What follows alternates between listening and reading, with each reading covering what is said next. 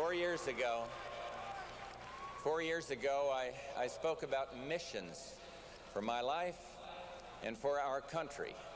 I spoke of one urgent mission: defending our security and promoting the American ideal abroad. Just pause for a moment to reflect on what we've done. Germany is united, and a slab of the Berlin Wall sits right outside this Astrodome.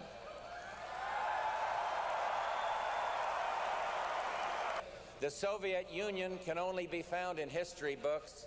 The captive nations of Eastern Europe and the Baltics are captive no more. And today, on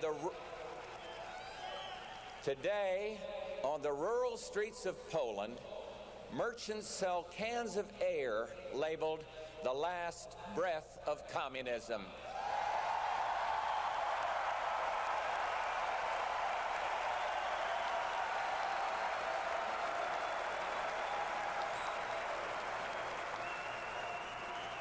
And if I had stood before you 4 years ago and described this as the world we would help to build, you would have said, "George Bush, you must have been smoking something and you must have inhaled."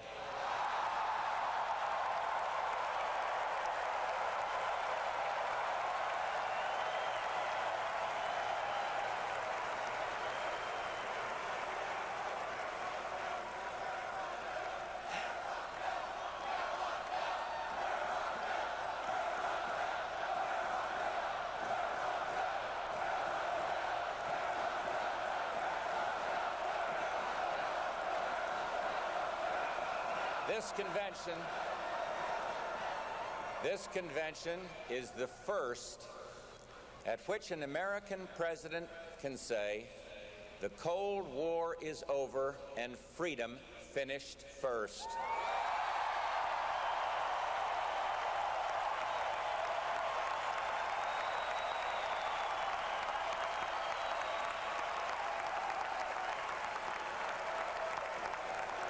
Now some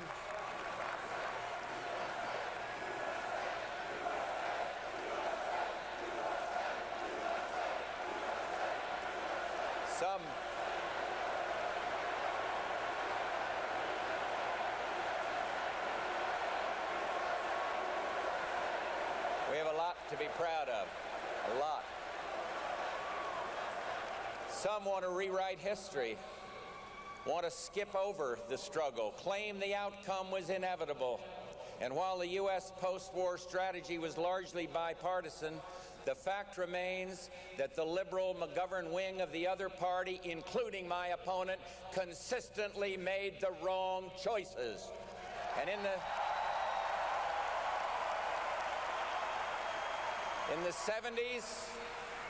the 70s, they wanted a hollow army. We wanted a strong fighting force.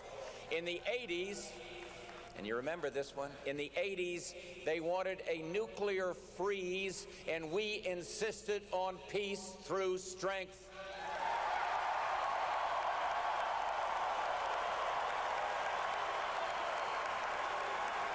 And from Angola to Central America, they said, "Let's negotiate, deliberate, procrastinate," and we said, "Just stand up for freedom." And now the Cold War is over, and they claim, "Hey, we were with you all the way."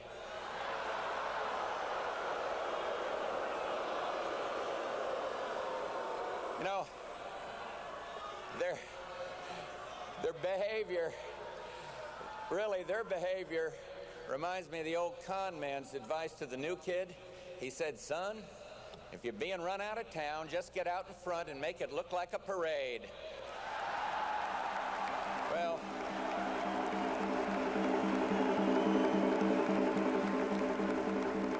make no mistake, the demise of communism wasn't a sure thing.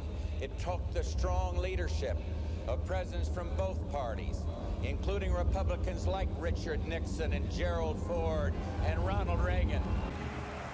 And without their vision and the support of the American people, the Soviet Union would be a strong superpower today, and we'd be facing a nuclear threat tonight.